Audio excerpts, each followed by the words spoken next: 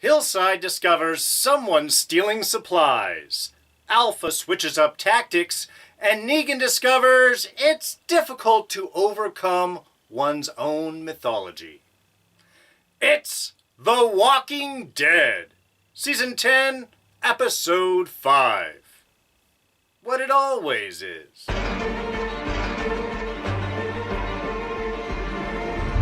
Hey everyone, D here, and welcome to this week's review of The Walking Dead. So yes, as usual, lots of spoilers coming your way, and as always, do want to tell you about our quick jump index system. Right down in the description below, we'll have this entire review titleized, codified, and time-stamped. You can watch the middle of the review first, you can watch the end second, you can watch the beginning last. You can watch this review in any order you'd like. Alright, so the episode itself, was a good episode. Was fine. I enjoyed it. I have accepted the fact that, like previous seasons, this whole first half of the season is really going to be set up. Any big conflicts between our survivor communities and the Whispers, really not going to happen. Maybe it'll kick off at the mid-season finale as it does to sort of set up our,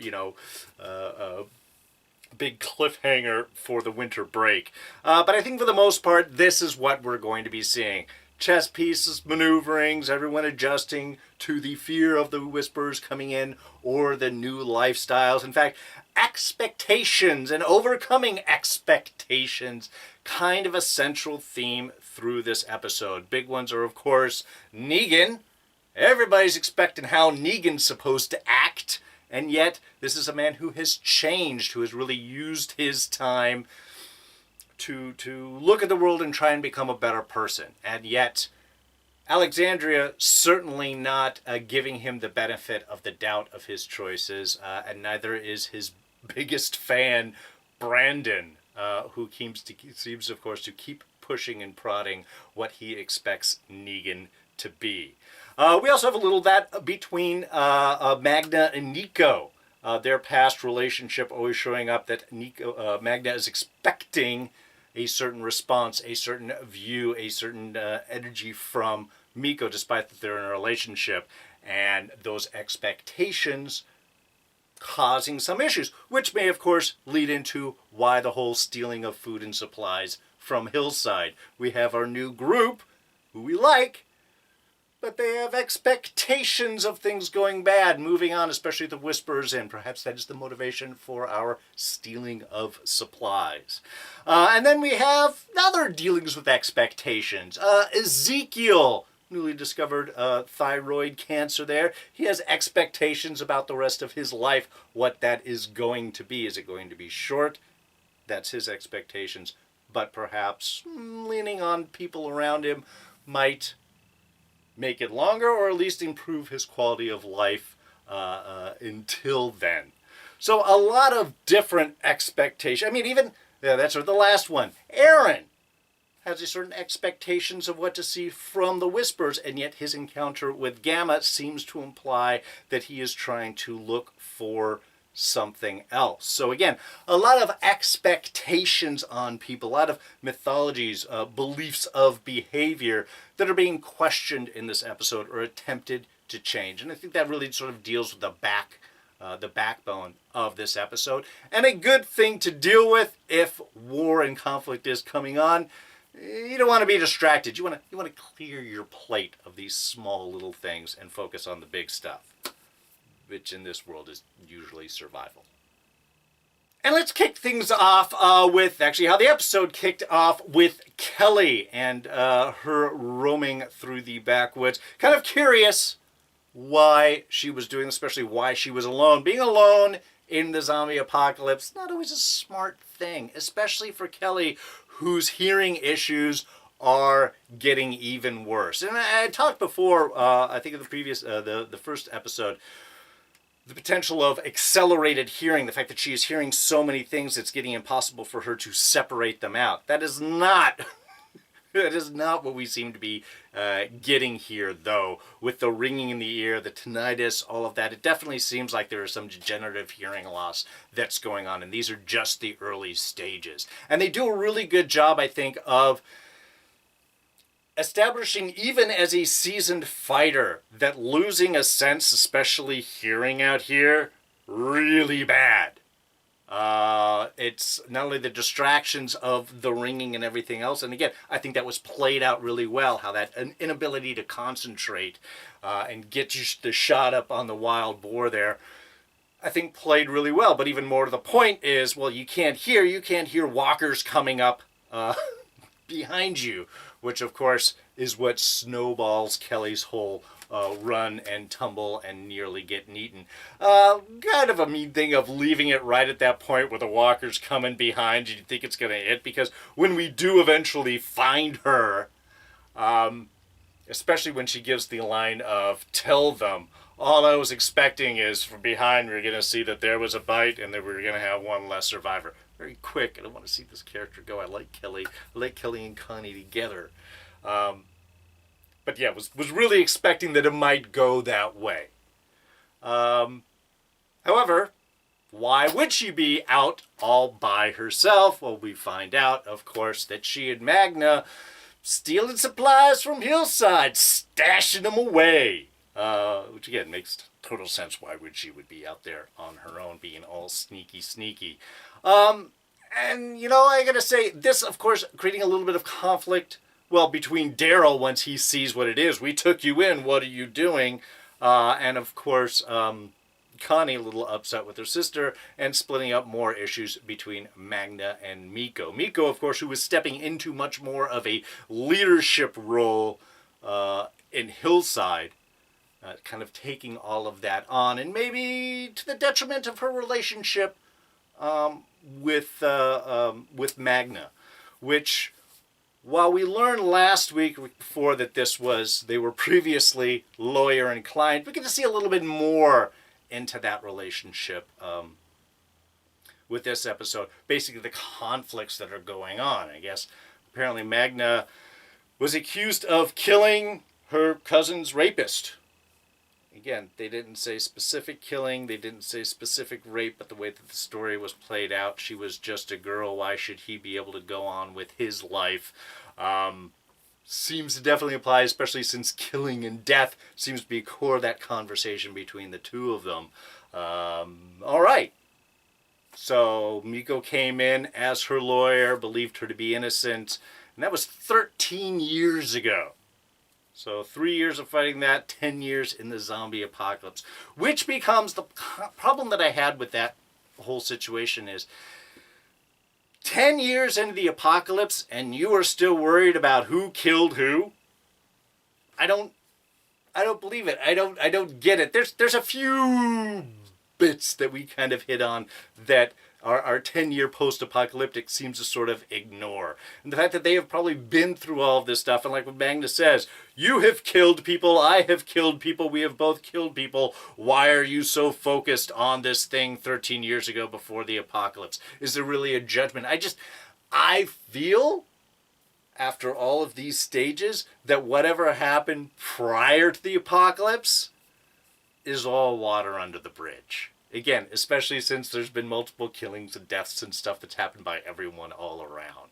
So I get that they're dealing with conflict, but again, this is one of those conflicts that seem a little more manufactured to me. I don't get that this would still be an issue between them after all of this time.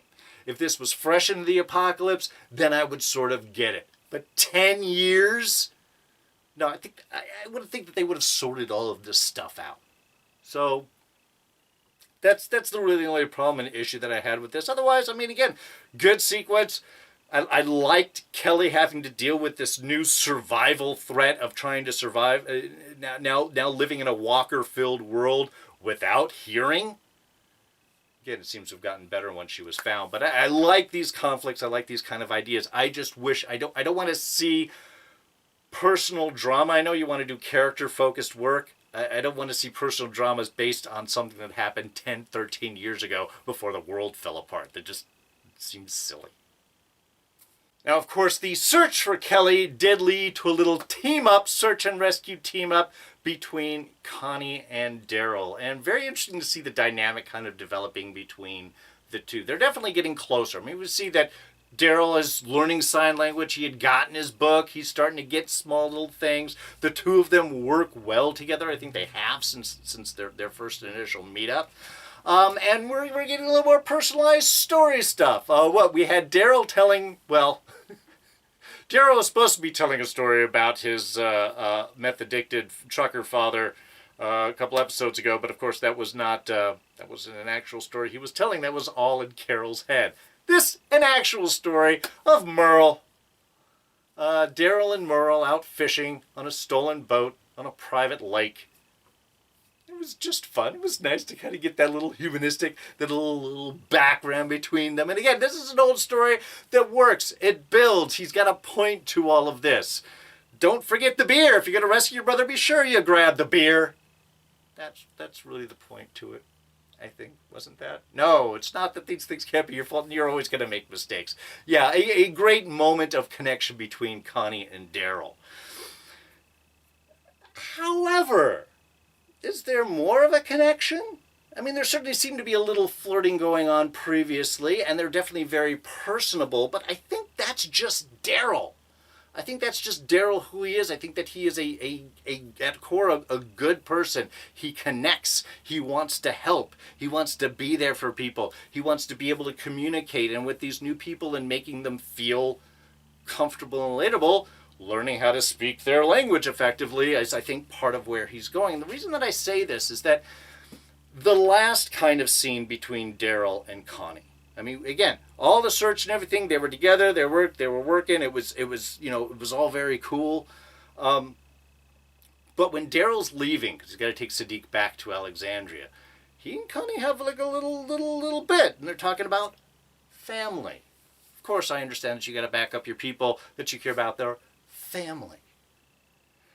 And then Connie does the same thing back to him. Well, you and I, we are also family.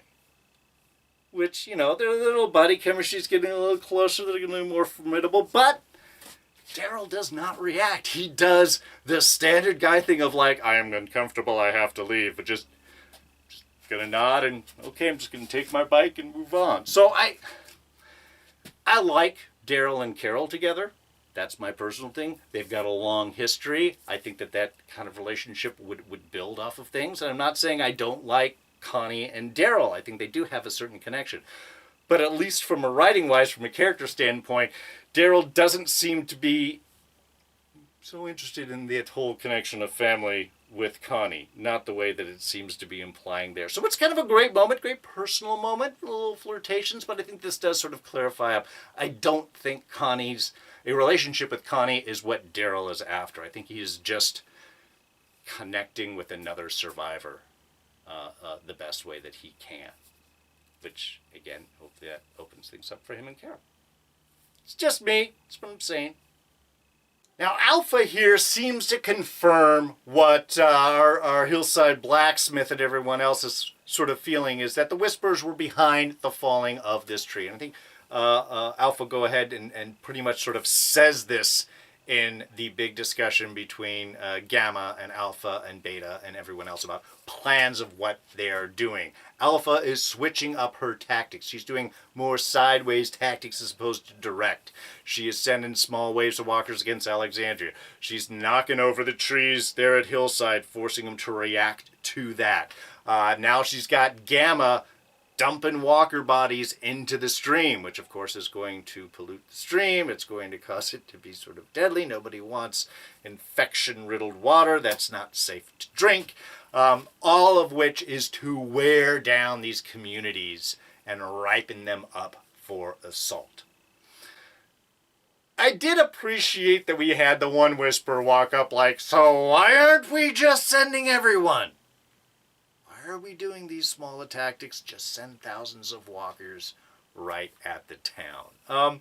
Beta's still really concerned about keeping the number of walkers high. Even losing one seemed to throw him off, which is making me wonder if that thousands and thousands of Guardians number might not quite be that high.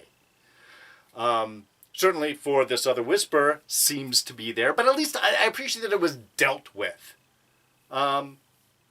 Not really explained. It was just, let's have a vote. Well, nobody likes you. Guess what? You're the new Guardian we need.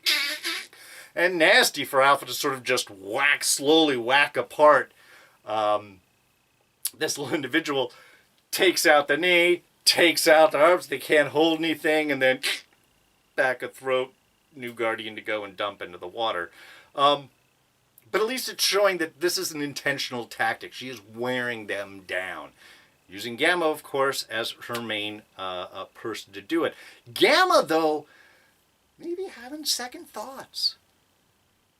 Certainly seems to imply that in that final scene where she's stabbing up a dead questioner guy there, Walker in the stream, sort of loses it with the flashbacks of her sister dying and this guy getting cut apart, maybe starting to see that Alpha's not so concerned with everybody in her group surviving, just maybe getting her own plans going, her own survival oriented. So again, not a whole lot of clear stuff, but it definitely seems to be implying that, which could be the opening that Aaron might be able to sort of work his way into. And this is Aaron who acting the way that I would expect him to. The way that he's been acting beforehand and lashing out and fighting and angry and all this stuff, I mean, I get that he's got internal anger and stuff like this.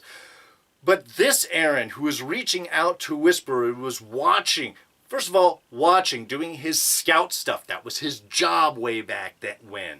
And now offering even assistance, looking for a way to get in. Perhaps he is starting to see that Lydia might be able to step away from the Walker Whisperers. Maybe other people do. Maybe other people need a chance. So, as this angry fight and the dealings with Negan and stuff kind of shook him out of his stasis, I don't know. All I know is this is Aaron how I expect him to take those chances, to offer bandages to an enemy who has cut their hand open as a way to sort of get in and connect. So, please let us see more of Aaron like this. And I think we will, because as Gamma tells the story of Aaron helping out, Alpha seems very open to the idea of Gamma maybe getting a little closer to Aaron. Maybe using that, putting on a different mask. Obviously, Aaron's gay, so it's not going to be some sort of relationship type of thing, but just using that sympathy that Aaron expresses towards Gamma there. So, all of this big change in Alpha's tactics, much more sideways, much more getting in, wearing down, finding the inner spots. And of course, ultimately believe this is in order to get Lydia to feel unsafe and have her leave the communities, welcome her back into the Whisperer fold. And then Alpha will unleash the thousands of walkers onto the rest of the communities to wipe them out. That's my guess of her plan. And of course, there is Negan. Definitely my favorite part of this episode, and Negan honestly becoming my favorite character on the show. Mainly because Negan doesn't deal with BS drama. He's just straightforward. He just tells it like it is. He doesn't have time for this ridiculous dancing stuff. And dealing with old conflicts and things like that. He's dealing with now. He's dealing with survival. He's very practical. And I think, and of course, Jeffrey Dean Morgan is playing him beautifully.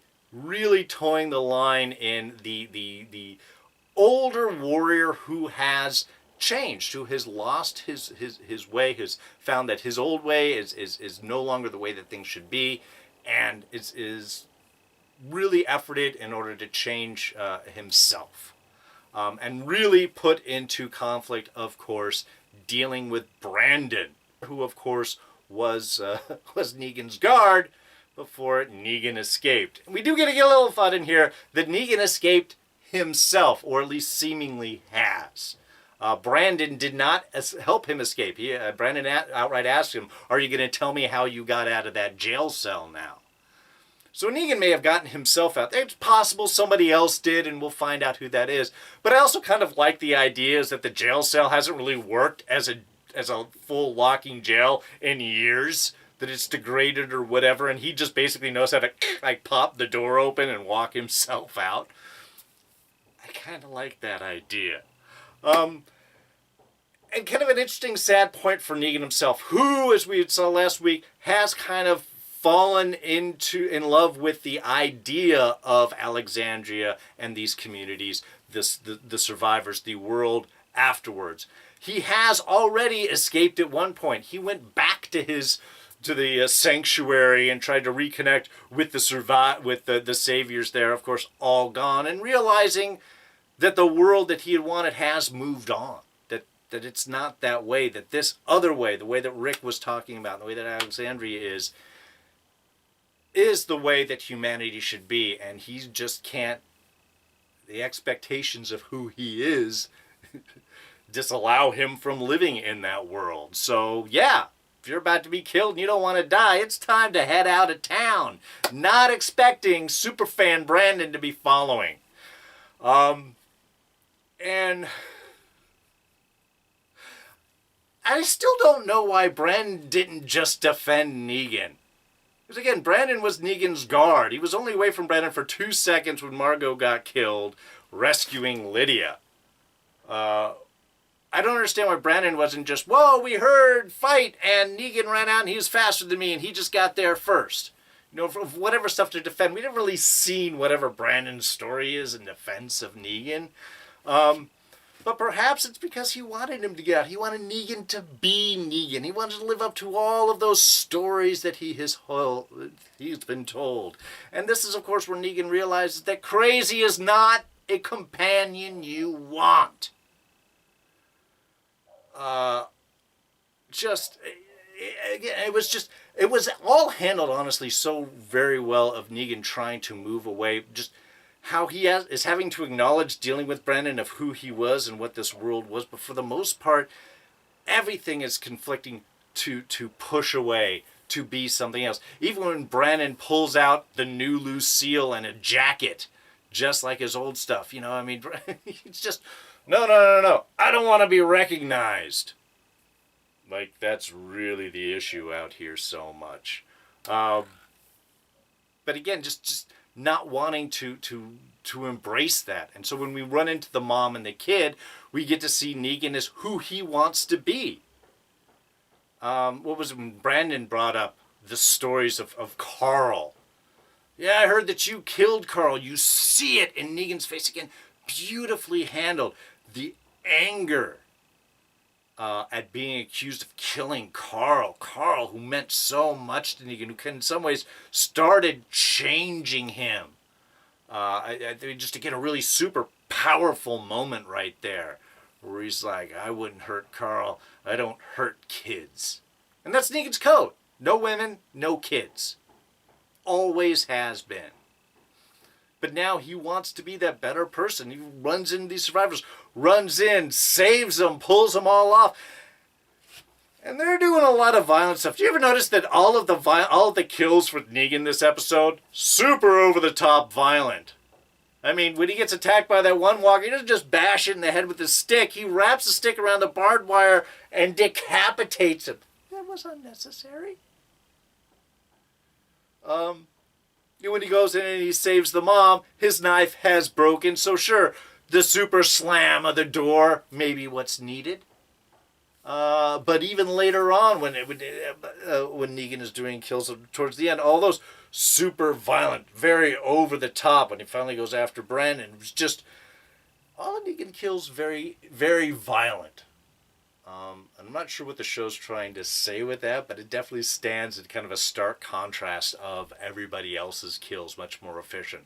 Negan much more violent. Maybe that's turning into part of his character that he's trying to overcome and get away. Certainly much better if Brandon is not there. Great send away from Brandon. It's like, I think I should just move on by my own. Well, if you did, then I might have to tell people. I'm a horrible liar. I'd have to tell people where you are. And I love Negan's response to that. Because again, he doesn't care about drama. He's not dealing with any of that crap. Fine, go back, tell them what you are. As long as I don't have to see your pasty face again.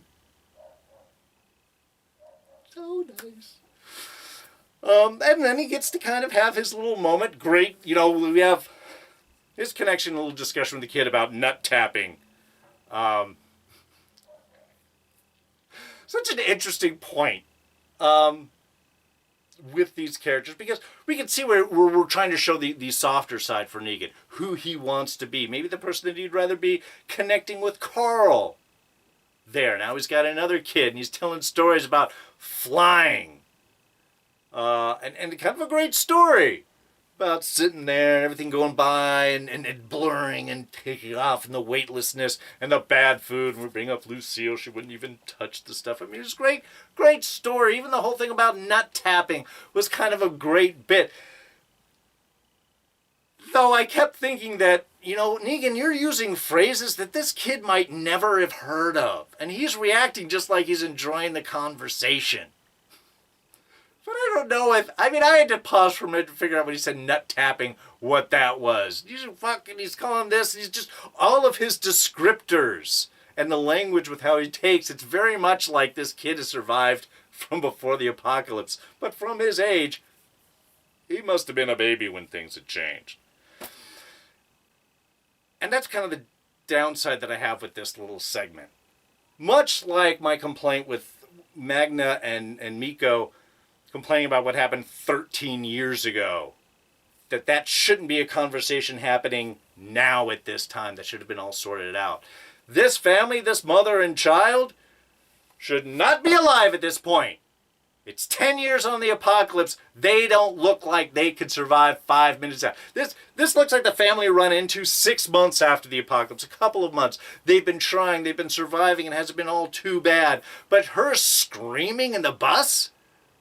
Nobody who survived this long in the apocalypse screams like that. That's only going to draw on more walkers. They don't seem capable at all. Unless they've been with a group this entire time and just separated like a week ago, maybe. But even then they say they've been wandering around.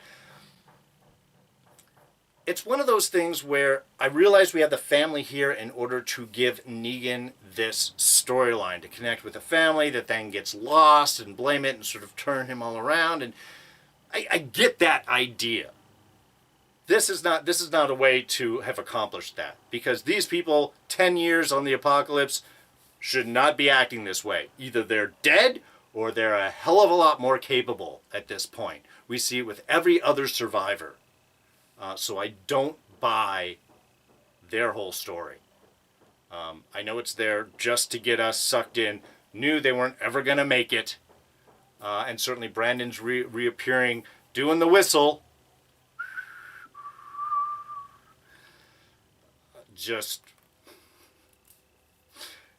It does what its purpose. It pushes Negan who's seeing that he can't be the person that he wants to be. He cannot escape the own expectations. He's got to be Negan. That's how everybody's expecting him to be. So why not be Negan on his own terms? Which is, I think, where we're going with the end. Yeah. Brandon deserved to die, first of all. He shouldn't have been there. Second of all, what was Negan's code? No women, no kids. What did this guy do? First thing he did, killed a woman, killed a kid. Killed a woman, killed a woman, killed a kid. That's already going to put you on the list. But with everything else, yeah, again, great anger face with Negan going and just bashing this guy's brains in with a rock. Kind of appropriate that he dies right at the moment where he lifts his hand and says, I am Negan! Splash! No, you're not. Is that him? Is that Negan kind of taking out his own previous self right there? His own previous world? A little symbolism, you can sort of fall in with that. But that, an appropriate way for that to hold right up, which gives Negan back his jacket, back his bat, and with a mission in his mind. And of course, that takes us to our Scene of the Week for this week. And yeah, that's our final shot. Negan, back in his jacket, back with new Lucille, crossing into the Whisperer territory, and calling them out. Two things with this. One, you can really see the change in Negan over the years. Give it up to Jeffrey Dean Morgan that had to lose a lot of weight to look so skinny and frail inside of this jacket and with this bat. The look of what Negan was as a strong, big, capable man. Now, not the same. Older, thinner, a little weaker looking. I mean, that's some serious weight loss that Jeffrey Dean Morgan had to do in order to portray what these years of being in jail and doing it has done to his body. I think that really quite apparent when he walks back in with his old gear. But it's also what I'm saying is Negan being himself but on his own terms. He doesn't want to be what other people are expecting him to go, but he knows that that's who they're going to view him as. So why not embrace it? Why not be a savior again? And let's remember, saviors, we save people. It was kind of ironic line years ago when he was running the sanctuary.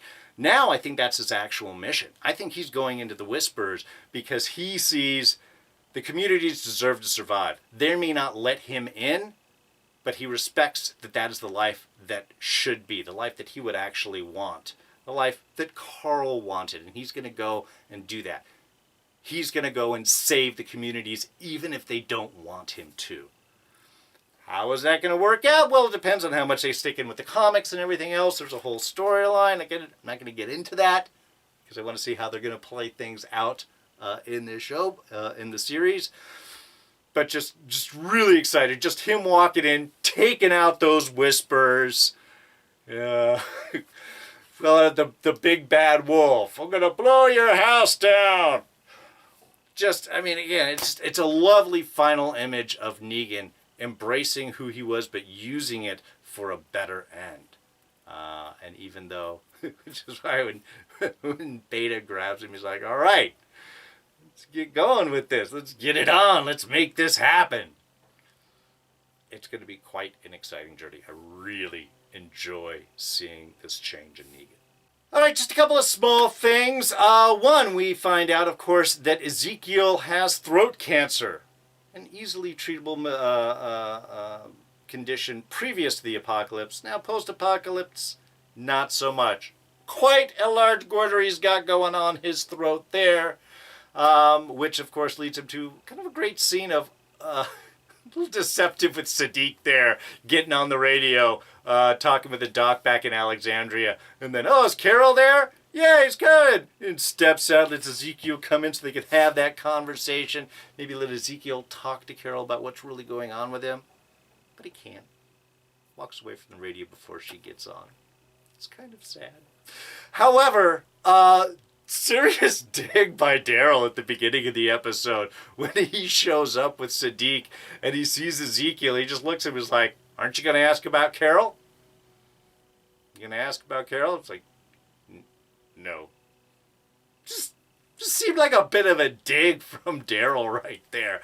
I'm not saying it's entirely undeserved or anything like that, because Ezekiel's a little creepy deal with Carol right there in the shadows. But yeah, it just seemed kind of a bit of a dig, like, oh, you gonna ask me about Carol? No, you're not. But just mean. Oh, and speaking of Ezekiel and his thyroid cancer, look, I'm not saying that there isn't things that you could do in a post-apocalyptic world. That there isn't some options, like Sadiq is implying there. However, the first two ones that he throws out are acupuncture and hypnosis. Look, I'm a big proponent of acupuncture, personally. It has definite uses, but most Eastern medicine tends to deal with maintenance as opposed to emergency situations. Western medicine, great with emergencies. Eastern medicine, better for maintenance. Goiter this size, like they're coming out of his throat, I don't know what acupuncture is going to do. Certainly don't know what hypnosis is going to do. I mean, maybe dealing with pain or something like that, but just of the options, those just struck me as very impractical considering his current situation.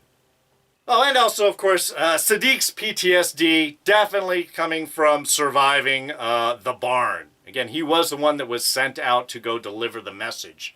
So he was the one of the group that was not decapitated and head-piked there on the border. So I can see where that's getting to him. after all of this time. Survivor's guilt, for sure. But I hope he can overcome it, because we definitely need doctors in the apocalypse. Eugene has a plan to use every little bit of the tree, which is great. But come on, I had to laugh when he's talking about it. Yes, it's time to pick up the ancient craft of basket weaving. That's what the bark's going to be used for. I don't know. It just was hilarious. It was just a hilarious line. All right, well, I think that's going to go ahead and wrap things up for now. As always, thank you so much for joining me with these reviews. Only 3 episodes left for this last half, for this first half of the season. So, like I said, I think it's going to be just continuing to place chess pieces and get set up, and then probably by the mid-series finale, then we might get some actual conflict going on. I'm guessing we're going to find out what's going on with Oceanside next. But yeah. So, very exciting. Few more episodes left before our winter break, but this will wrap things up for us tonight. Thank you again so much for joining me with these reviews, and if you enjoyed it, please go ahead and hit that like button. Apparently there's a bell too, that you guys can go ahead and get notifications whenever new reviews drop. You will be the first to know. So hit the subscribe button, hit the like button, hit the bell button, all of those things. You can always catch me on Twitter and Instagram. I'm at Darren Jakes. There's a comment section. Leave down your thoughts. Let me know what you guys are thinking. And then if you haven't yet, hit this button to go ahead and subscribe. And we'll throw up a couple of our latest reviews right here for you to check out. So that's going to be it for me. I'm D, and I'm out of here. Catch you guys next time. Bye-bye.